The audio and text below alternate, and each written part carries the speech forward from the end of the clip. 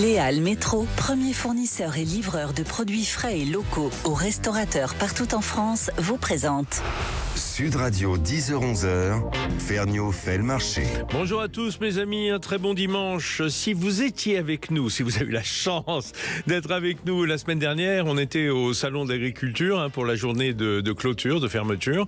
Et il y a quand même un produit sur lequel je voulais revenir en particulier, parce que si vous vous souvenez bien, nous avions Olivier Allemand, qui est le commissaire général du concours général agricole, le fameux CGA, qui donne ses petites récompenses, ses petits labels, vous savez, ces petites étiquettes avec la feuille de chêne en or, en argent ou en bronze qu'on trouve sur des bouteilles de vin, sur des produits divers, de charcuterie, d'épicerie et puis les fromages. Alors, ce matin, on va parler du plus emblématique des fromages français, mais si...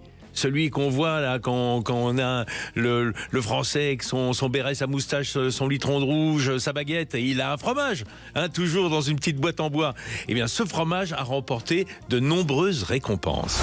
Sud Radio, Ferniaud fait le marché. Ah, vous savez de quoi je parle, j'imagine. Le camembert. Ah bah oui. Le camembert, mais attention, pas le camembert. Non, le camembert de Normandie, appellation d'origine protégée. Voilà, là tout de suite, on sait de quoi on parle. Eh bien, nos plus grands camemberts, nos meilleurs camemberts français ont été largement récompensés. Et j'ai avec moi deux directeurs heureux, deux patrons de belles fromageries au téléphone. On commence par David Aubray, là-bas dans la Manche, du côté de l'Essai. C'est le directeur de la fromagerie Réau. Bonjour David. Bonjour. Vous avez été bien récompensé avec votre Réau noir. Bon, c'est assez habituel. On ne va pas dire que c'est la première fois que vous avez une médaille au concours général agricole. Non, c'est pas la première fois. On a eu d'ailleurs l'an dernier le prix d'excellence qui récompense plusieurs années. Bah oui, à la suite. Ouais, c'est ça. Ah oui, les maîtres laitiers du Cotentin, ils sont bien contents, et c'est bien qu'il y ait du beau camembert dans la Manche. Il n'y a pas que celui-là, il y a le Galonde. Vous dites Galonde ou Gasselonde, vous, chez Réau? Nous, on dit Galonde, on ne prononce pas le S, oui. Ouais, c'est ça, ouais. Qui est aussi un très beau camembert, et puis bien d'autres. Et puis, au téléphone, nous avons également votre confrère et néanmoins concurrent, ou concurrent et néanmoins confrère, Bruno Lefebvre, le patron de la laiterie et de la fromagerie Grain d'Orge. Bonjour Bruno. Bonjour Vincent. Alors, vous, cette année, un camembert que j'apprécie particulièrement, comme le Réau noir d'ailleurs, c'est la petite Normande. Et il a pas été récompensé à la hauteur de sa réputation, mais enfin quand même une belle médaille de bronze. Oui. Il est sur le podium avec une jolie médaille de bronze. Ouais. Et effectivement, voilà, il a eu aussi son lot de récompenses sur les 10 dernières années. Oui. Avec de nombreuses médailles d'or aussi, oui. D'ailleurs, Bruno, il faut le signaler, c'est pas une médaille qu'on garde à vie, puisque chaque année on est regoûté si on présente son produit, et il est pas rare qu'on passe de l'or à l'argent, au bronze, puis à l'or. C'est dépendant pas uniquement de la qualité du produit, qui est assez pérenne et qui est assez régulière. Est-ce qu'on peut dire que ça dépend aussi de la façon de goûter de ce grand jury du concours général agricole ? Alors ça dépend effectivement du produit que l'on présente, et là on essaye de présenter le meilleur produit, et le plus proche possible de ce qu'on recherche. Ça dépend évidemment de la qualité des produits concurrents, parce que tout le monde essaye de présenter le meilleur ce jour-là. Bien sûr. Et vous avez raison Vincent, ça dépend bien sûr aussi de l'appréciation des jurés qui sont autour de la table. En général, il y a 5 ou 6 jurés autour d'une table. Et moitié professionnel, moitié amateur, moitié gens venus de la société civile, des gourmands. Il y a tout type de jurés. Moi-même, j'étais sur un juré pour évaluer des brooches corses. Et on avait avec nous des gens qui découvraient ce produit. Oui, alors c'est pas pareil que lorsqu'on est vraiment un professionnel. David Aubray, on disait donc c'est aussi un rendez-vous à un moment particulier dans la vie d'un camembert, le concours, parce que un vin va s'affiner sur des années, alors que d'un jour à l'autre, le goût peut pas tourner, mais en tout cas peut changer significativement dans un camembert. Oui, le camembert, c'est une pâte molle. Donc c'est un fromage par rapport à d'autres fromages qui s'affinent très rapidement. Un camembert quand on le présente, il a entre 1 et 2 mois, alors qu'un comté, on va être sur 18 mois. Ah oui, 18 jusqu'à 36 mois, hein, parfois, et même au-delà. Donc ça veut dire qu'une pâte molle, elle change très vite. C'est peut-être ça aussi. On peut être médaille d'or un jour, et puis si on est goûté 2 jours plus tard, peut-être qu'on sera que médaille d'argent parce que les qualités organoleptiques ne seront pas les mêmes. Oui, et puis le consommateur, selon oui. n'a pas du tout le même mode de consommation. En Normandie, on a des clients qui aiment le camembert hyper jeune, très crayeux, très dur. Ah là là, un peu comme du Neuchâtel. Un peu, oui.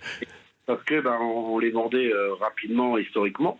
Oui. Alors que le Parisien, le camembert était amené en calèche ou en train, sans froid. Je vous parle il y a plusieurs dizaines d'années.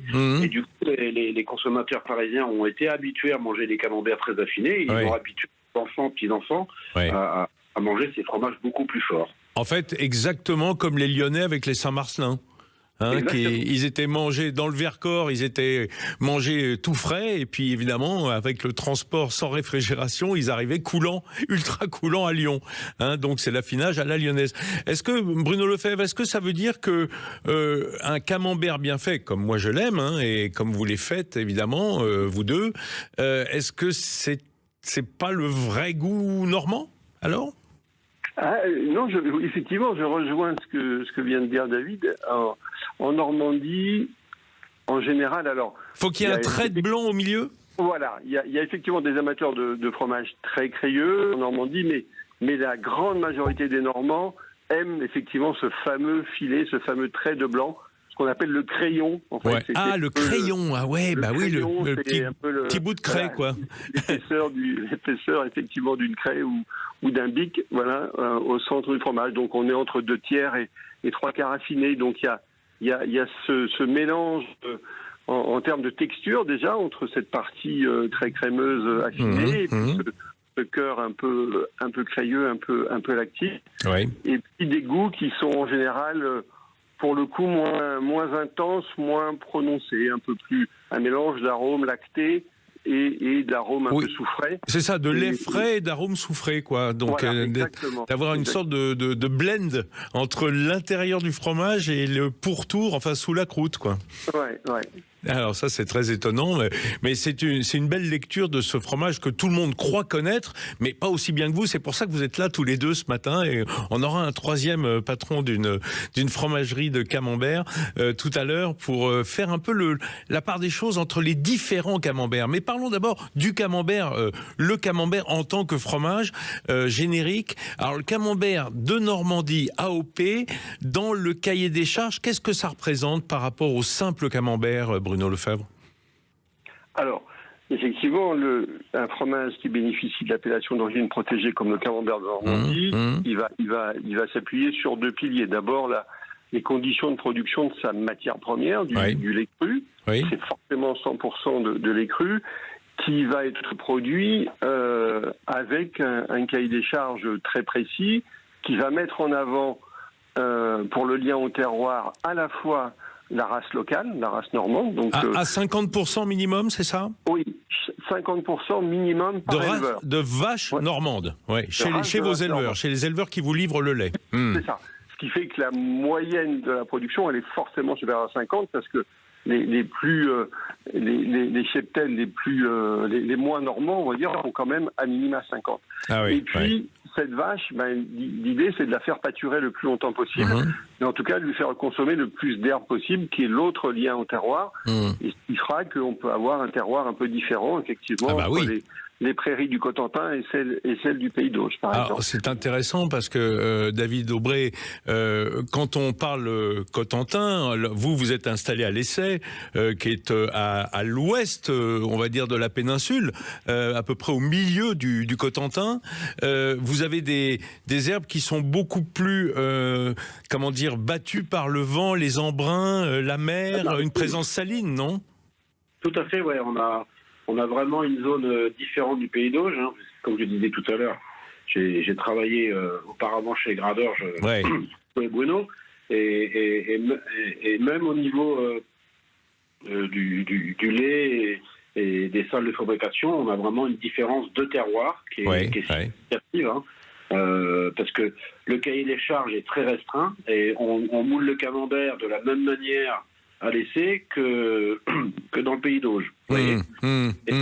Donc c'est ailleurs que ça se joue, c'est ce que vous êtes en train de me dire, sur les éléments aromatiques. Champs, oui. C'est dans les champs, parce qu'on a de la race normande comme dans le pays d'Auge, hein, principalement. Mais c'est vraiment dans les champs qu'il y a des choses différentes qui se passent et qui nous donnent un produit différent. Alors, restez avec moi, messieurs. On va parler avec un troisième larron des fromageries de Camembert, de ce beau fromage qu'on adore. On va parler typicité. Là, on touche au cœur du problème, savoir pourquoi dans le Cotentin, c'est pas vraiment le même goût que dans le Pays d'Auge, et pourquoi on a des camemberts qu'on préfère à d'autres. À tout de suite. Léal Métro, premier fournisseur et livreur de produits frais et locaux aux restaurateurs partout en France, vous présente. Sud Radio, 10h-11h, Ferniaud fait le marché. Ce matin, les amis, on parle camembert. Vous croyez connaître le camembert? Vous en êtes très loin. Même ceux qui le connaissent bien ne le connaissent pas aussi bien que ceux qui le font. Et qui le font bien, puisque le camembert a remporté des médailles au concours général agricole du Salon de l'Agriculture. Et que je suis ce matin en ligne au téléphone avec David Aubray, le directeur des fromageries Réau, dans le Cotentin, dans la Manche. Et Bruno Lefebvre, directeur de la fromagerie Grain d'Orge, avec de belles marques comme la Petite Normande, qui est plutôt, lui, dans le Pays d'Auge. Et on était justement en train de détailler avec ces deux messieurs la différence de terroir. Alors, on reprend un peu le cahier des charges. Le cahier des charges, d'abord, on l'a dit tout à l'heure, 50% au moins de vaches normandes. Alors, pourquoi? Parce qu'elle a un taux de matière grasse et un taux de protéines idéal pour le camembert. On est d'accord, messieurs? Absolument. C'est une race qui est à la fois fromagère et qui a des vertus bouchères aussi, oui, c'est vrai.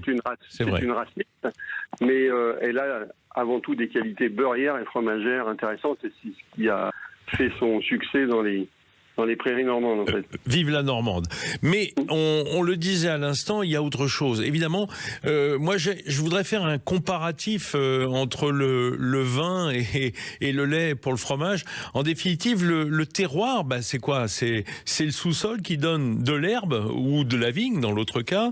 Et les éléments aromatiques vont se retrouver dans le végétal qui va être consommé et digéré et transformé en lait par une usine assez compliquée. Il faut savoir qu'une vache, c'est une vraie usine à lait, va être transformée, mais les éléments aromatiques de la flore vont se retrouver dans le lait. On peut dire ça?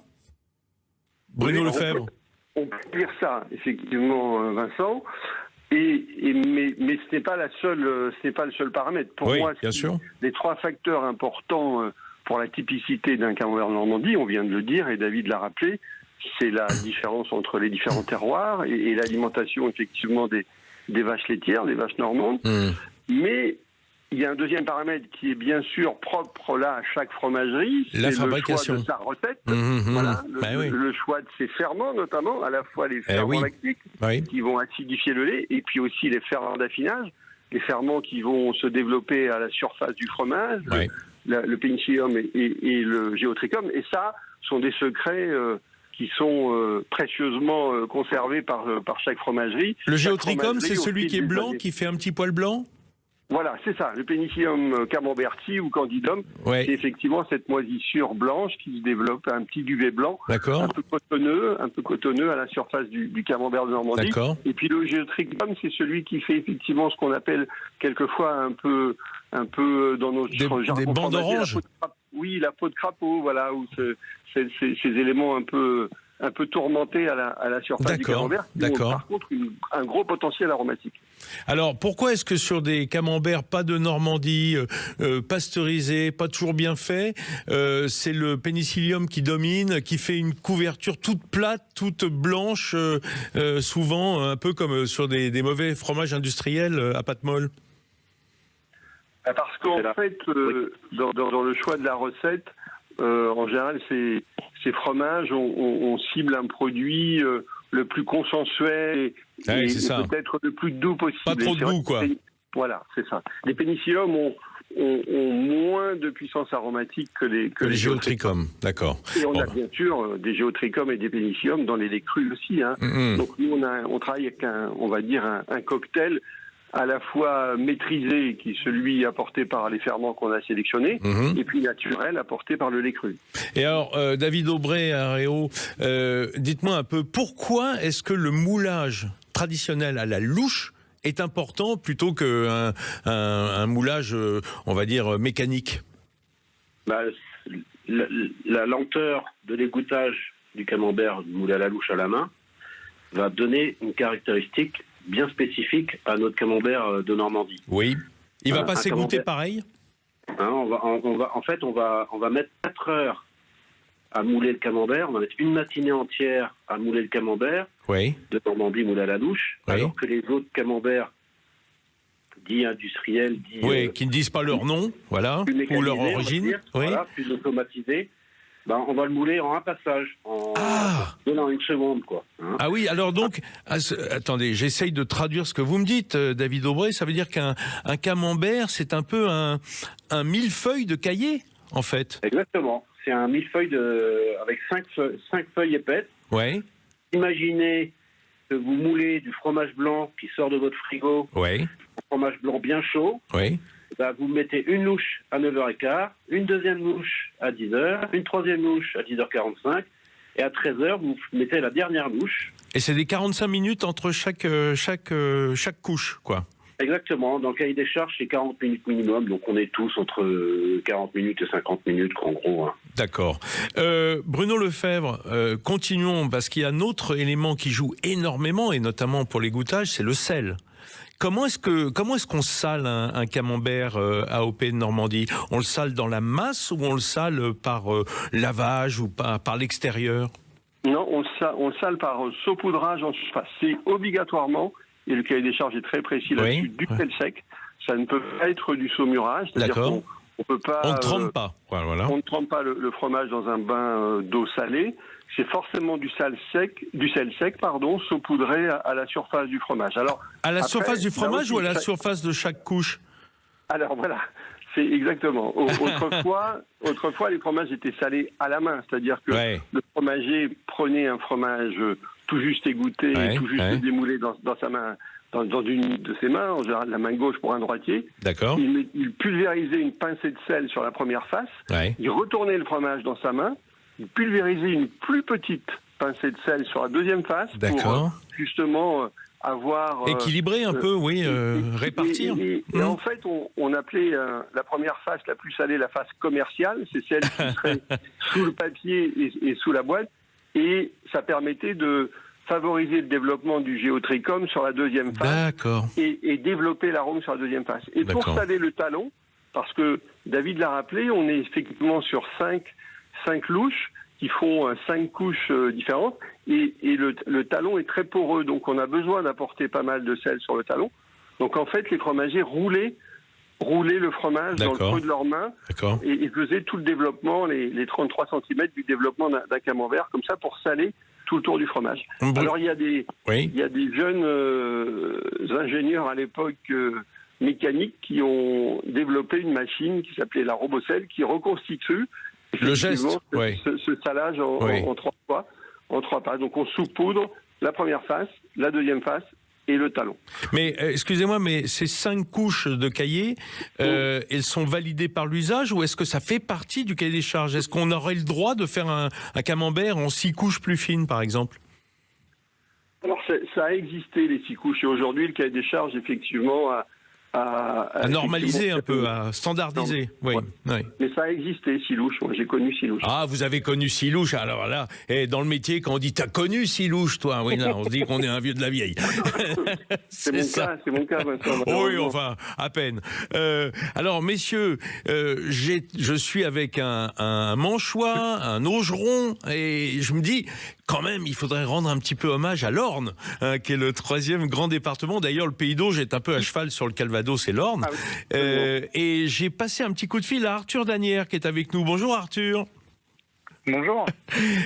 Arthur Danière, il est le directeur de la fromagerie du Beaumoncel, mais c'est une ferme, c'est pas une fromagerie en tant que telle, parce que vous, le Beaumoncel, c'est un camembert fermier, et en plus, dans le village de Camembert. Ça, c'est inédit. Tout à fait. Donc on a une fromagerie fermière dans le centre du village de Camembert, Ouais. la fromagerie de Beaumoncel, et j'ai une ferme laitière également qui se trouve à quelques kilomètres, qui approvisionne en lait la fromagerie. Alors, on est d'accord que l'appellation fromage fermier, serait-il un camembert à OP de Normandie, ce qui est votre cas pour le Beaumoncel, ça veut dire que le lait est produit entièrement avec le troupeau d'une seule exploitation et donc fait à partir d'un seul troupeau sur le lieu de l'exploitation, en clair. Ouais. Tout à fait, c'est ça exactement. C'est la production. On utilise à Beaumoncel, à la fromagerie de Beaumoncel, on n'utilise que notre lait, que celui qu'on produit sur la ferme. C'est ça, c'est pas un lait de ramassage, donc avec plusieurs origines, serait-il sur un terroir, comme on peut le trouver dans le Cotentin ou voilà. Vous, c'est vraiment qu'une seule exploitation. Alors, ça va être quoi la différence au fond? Ça veut dire que c'est comme un monocépage pour le vin par rapport à des vins d'assemblage? Ouais, tout à fait. En fait, on a forcément on a des spécificités. C'est différent en termes de qualité du lait et constitution du lait, puisque on va avoir notre terroir, notre façon d'alimenter les vaches, qui vont caractériser donc le lait dans un premier temps, puis tout au long de la fabrication après et développer des arômes différents d'une fromagerie à une autre. Mais nous, on va vraiment avoir notre terroir.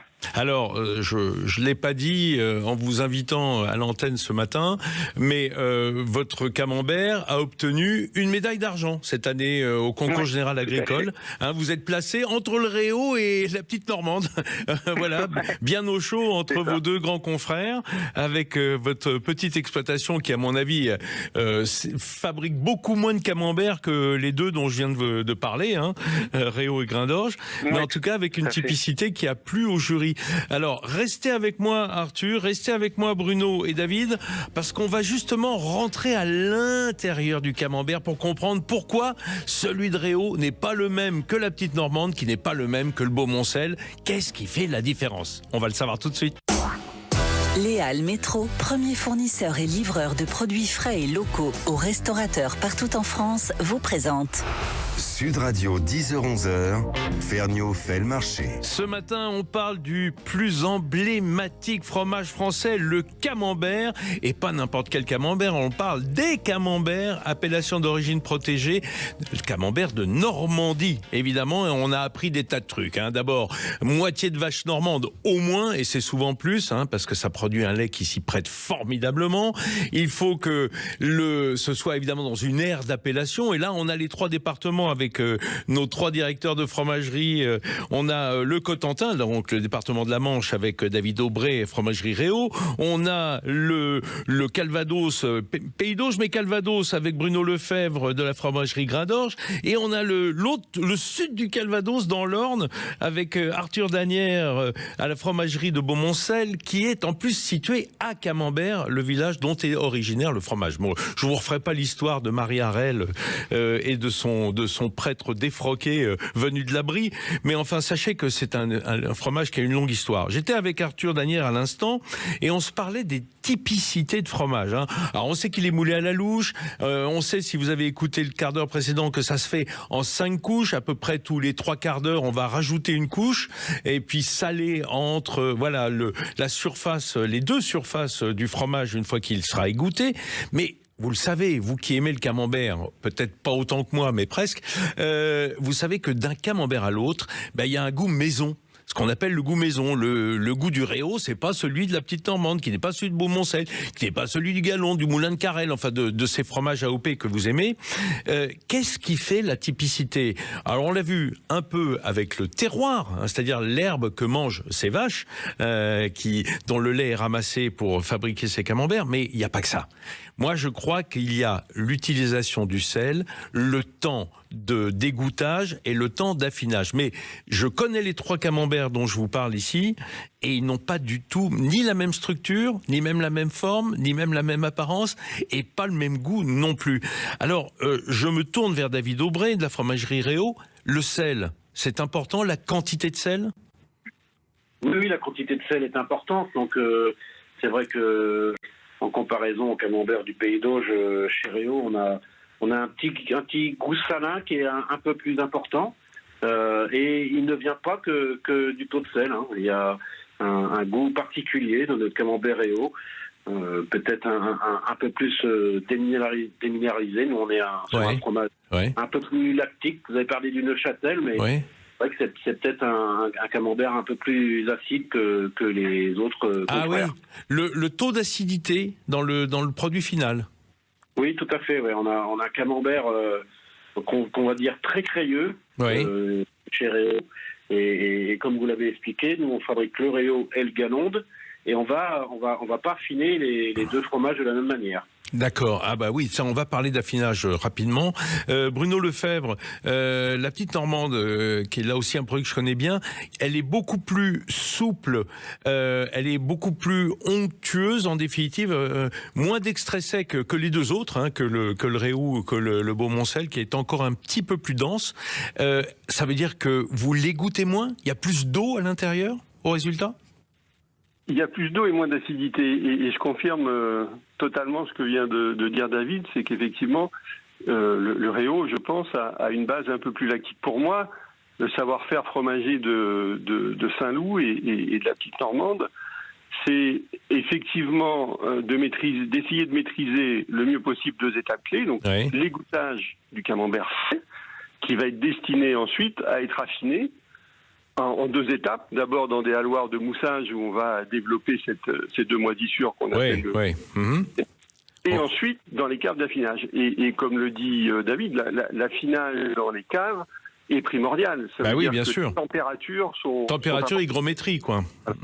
Et pour moi, les fromagers, ils ont deux vitesses à maîtriser de manière parallèle. C'est à la fois la vitesse d'acidification et le niveau final d'acidité qu'on va mesurer avec un pH mètre le lendemain matin au démoulage. Bien sûr. Et la vitesse d'exudation du petit lait et le taux final d'humidité.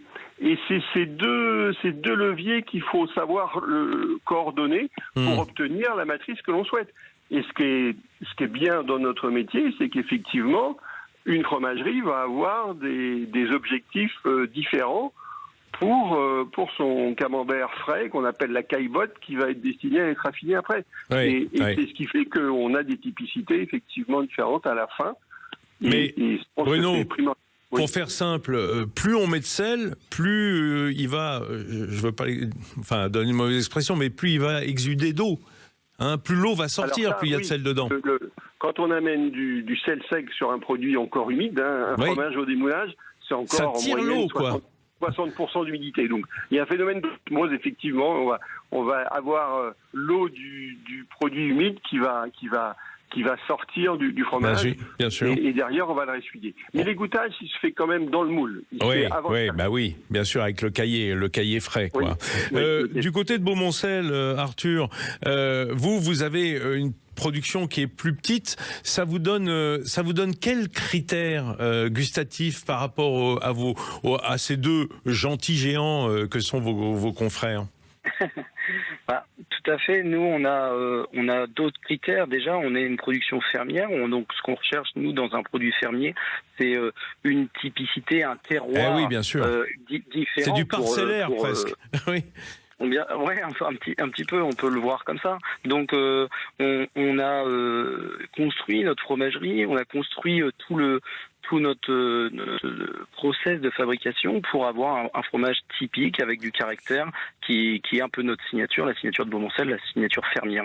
D'accord, qui est très intéressante parce qu'effectivement, c'est cette typicité qu'on cherche quand on aime une marque de camembert, c'est qu'on a trouvé son goût en définitive. Hein, et c'est ça qui est intéressant. On peut pas dire que l'un est meilleur que l'autre, mais en revanche, il va correspondre plus à votre goût une fois que vous l'avez trouvé et qu'il vous plaît. Il faut le garder au chaud. Alors, une dernière chose, excusez-moi, mais le temps passe follement. Moi, je resterai des heures à vous écouter parler de vos produits merveilleux. On sait que par exemple, chez Réau et chez Grain d'Orge, il y a différents produits sous la même marque. Hein. Il y a un Réau noir, il y a un Réau jaune, un Réau rouge. Chez Grain d'Orge, c'est pareil. Hein. on va avoir différents types d'affinage. Ça ne joue que sur l'affinage, parce qu'on a l'impression que le fromage brut frais, c'est le même, ou est-ce qu'il y a une différence de grammage, une différence de salage? David Aubray, vous voulez me répondre entre les différents réaux? Oui, nous, on a deux camemberts différents déjà à l'origine, puisqu'on a 2 tournées de lait différentes. Ouais. Une tournée de lait pour le galon et une tournée de lait pour le réau. D'accord. On a une tournée de lait pour le réau qui est plutôt côté maritime, côté mer, et une tournée de plutôt dans la Manche, on est côté mer des 2 côtés, mais oui, enfin en tout cas plutôt l'intérieur des terres, quoi. Mais le galon, on a pourquoi, en fait, mais sans parler du galon, pourquoi est-ce qu'il y a un réau noir et un réau jaune? Quelle est la différence entre les deux pour ceux qui viennent dans le magasin?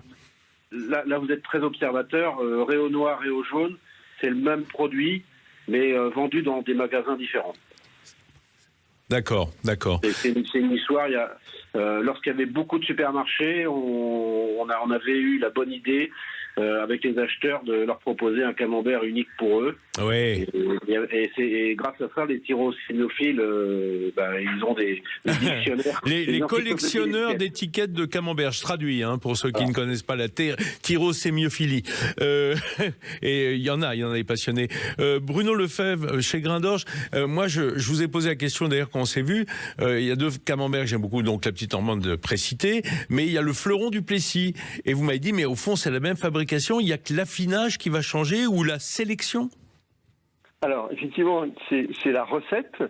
La recette est la même, mais quand on moule des camemberts de Normandie à la main, on peut avoir des égoutages légèrement différents d'un mouleur à l'autre, et même au sein d'une même part, d'un même mouleur, on peut avoir des fromages avec des textures un peu différentes. Donc, quand on parlait tout à l'heure du savoir-faire des affineurs, là, on a 2 étapes très importantes. C'est le tri des fromages avant déjà le conditionnement, et là on va orienter nos fromages en fonction de leur aptitude au vieillissement, à la garde, d'accord. Et c'est vrai que pour des fromages qu'on va livrer 4 quarts affinés chez des crémiers qui sont en attente de ce produit-là, ou même 3 quarts affinés, on va avoir une texture de fromage qui va être sélectionnée. Donc il y a une première étape de tri avant le conditionnement, et puis ensuite on va mettre les produits en cave d'affinage.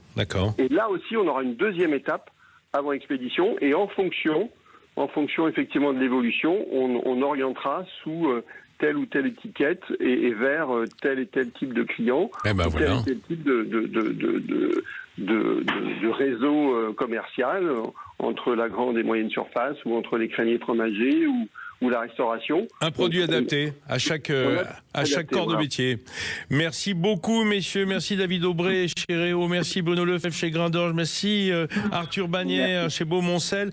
Je vais vous dire, en fait, si vous nous écoutez, que vous aimez le camembert, goûtez-les en comparé. Parce qu'entre ces 3 marques, il y en a un qui est un peu plus salé, l'autre qui est plus souple, l'autre qui a plus de matière sèche. Ça se voit même à l'œil nu. Alors, n'hésitez pas à acheter 3-4 camemberts AOP de Normandie, mais en comparé, vous verrez, c'est extraordinaire. De les goûter les uns et l'autre, vous comprendrez des tas de trucs. Allez, on va sur un autre beau produit. Maintenant, on va se diriger vers le pâté en croûte. Et alors, le pâté en croûte, champion du monde. Alors, quelle beauté aussi. Léal Métro, premier fournisseur et livreur de produits frais et locaux aux restaurateurs partout en France, vous présente Sud Radio, 10h-11h, Ferniaud fait le marché. Mes petits amis, on vient de passer 3 quarts d'heure avec le camembert. Il faut prendre un peu de trucs consistants quand même pour le petit déjeuner ce matin. Donc je vous ai réservé un petit dernier quart d'heure d'émission autour d'un produit que vous adorez, qui est un succès incroyable depuis quelques années, le pâté en croûte. Le pâté en croûte de nos charcutiers. C'est vrai qu'il revient de loin, le pâté en croûte, mais alors il revient en beauté. Sud Radio, Ferniaud fait le marché. J'ai appelé un champion du monde, mes amis, ce matin. Bonjour Fred Le Guen. Bonjour Vincent. Alors Fred Le Guen Geffroy, qui est champion du monde 2023 de pâté croûte, parce que comme c'était à Lyon, ils disent pâté croûte. Il paraît, oui. Mais on peut dire pâté en croûte, n'est-ce pas ? Absolument. Pâté en croûte ou pâté. Oui, alors justement, tiens, je vais tout de suite remettre les choses, les pendules à l'heure. Cette semaine, j'ai fait énormément de pâté lorrain.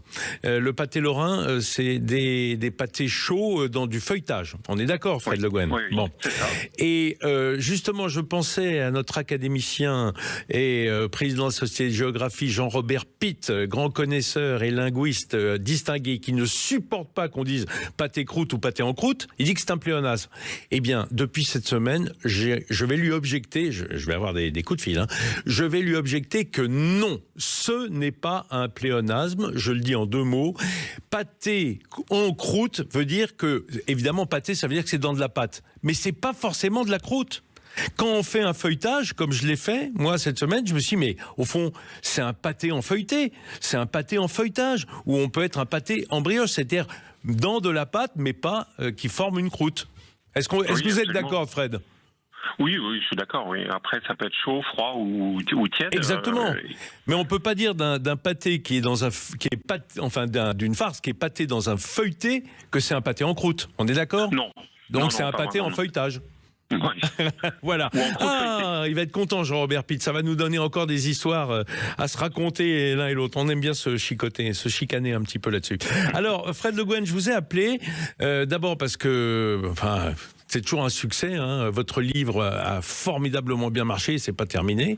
On est rendu à la 3e édition. 3e édition, 3e réédition. Enfin, 2e réédition, puisque la première c'était une édition. Oui.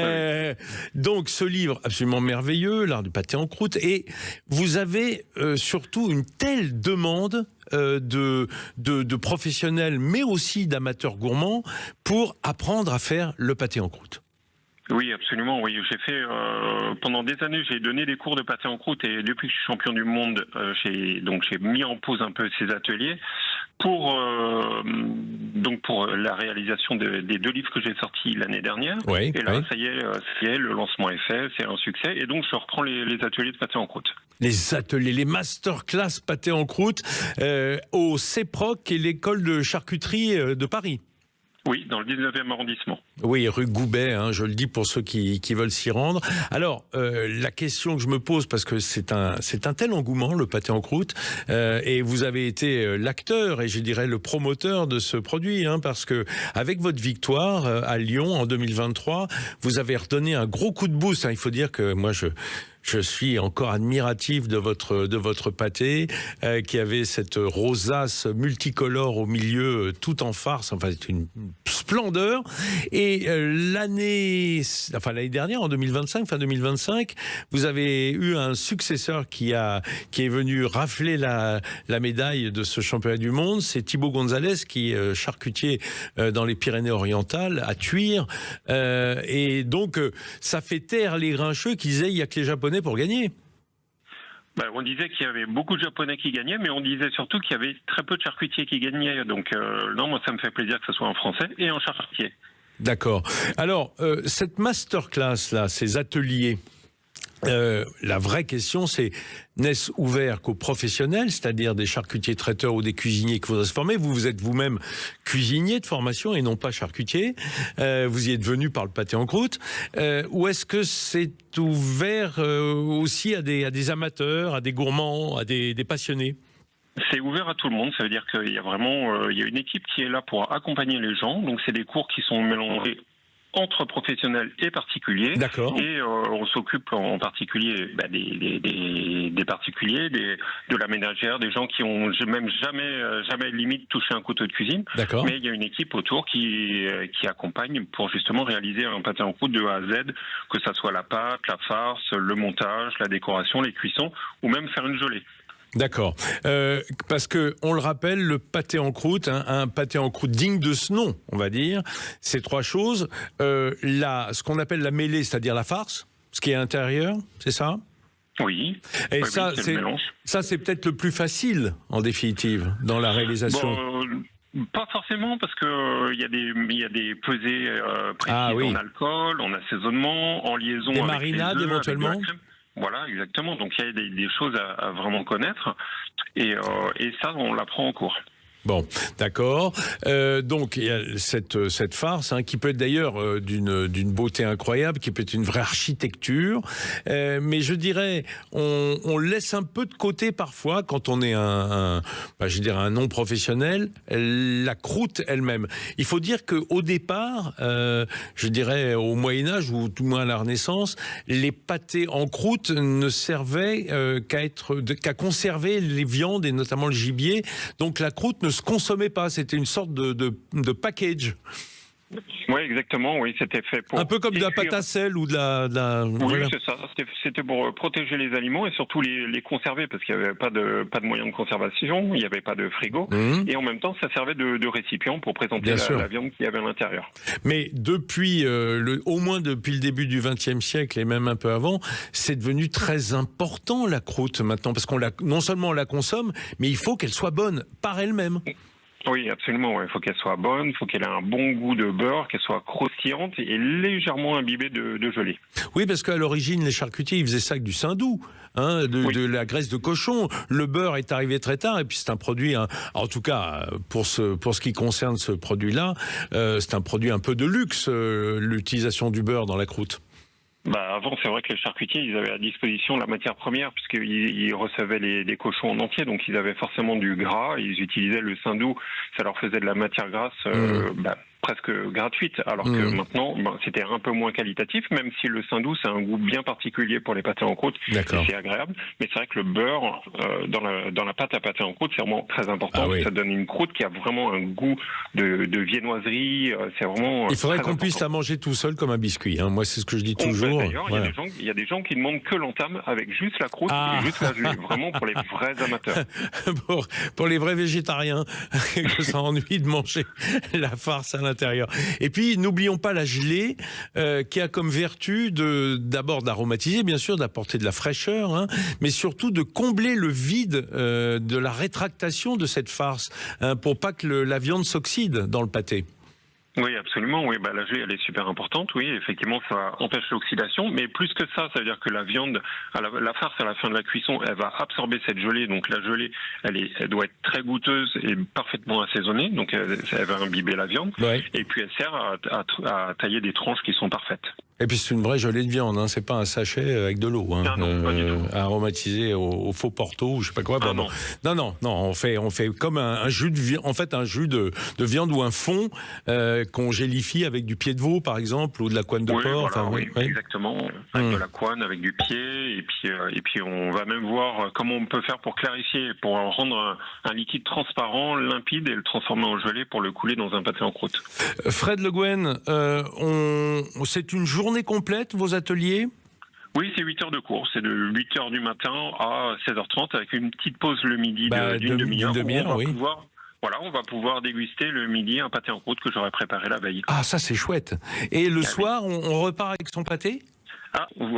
Chacun repart avec son pâté en croûte de 2,5 kg, donc c'est pour 15 à 20 personnes. Ah ouais. Donc là, on présente son œuvre, tout ce qu'on a réalisé la veille, et on peut se pavaner avec son pâté en croûte, et vraiment là, on sait comment ça a été fait. D'accord. Et ceux qui nous écoutent ce matin, qui sont en train de baver au-dessus de leur croissant et de leur café, comment est-ce qu'ils s'inscrivent, sur quel site ? Alors, il faut aller sur le site du CEPROC, donc CEPROC, et il faut juste aller dans l'onglet qui s'appelle le stage grand public, et qui est grand public et professionnel, parce qu'on va aborder des choses plus ou moins pointues suivant les groupes. Et donc dans l'onglet grand public, il y a des dates qui sont proposées. Et si moi je veux venir, je suis grand public ou je suis professionnel ? Je suis un peu entre les deux. Ah, Vincent, je sais pas, c'est un peu mitigé, mais je crois que vous avez l'expérience pour être professionnel. Oh, j'aimerais bien, une fois dans ma vie, être pro. Merci beaucoup, Fred Le Guen Geoffroy. En tout cas, pro de la dégustation, ça c'est sûr. Voilà, déjà ça, c'est pour ça que je suis dans le jury du championnat du monde de pâté croûte à chaque édition et que je ne m'en lasserai jamais. Merci Fred Le Guen. Voilà, l'émission s'achève sur ces belles spécialités qui font rêver. En tout cas, moi, ça me fait rêver. J'espère que vous aussi. Maintenant, direction les infos de 11h et ensuite, vous retrouvez Jean-Marie Bordry dans le choc des idées. Lui aussi, il aime le pâté croûte. Bon dimanche à tous à l'écoute de nos programmes et à la semaine prochaine. Léal Métro, premier fournisseur et livreur de produits frais et locaux aux restaurateurs partout en France, vous a présenté Sud Radio, Ferniaud fait le marché.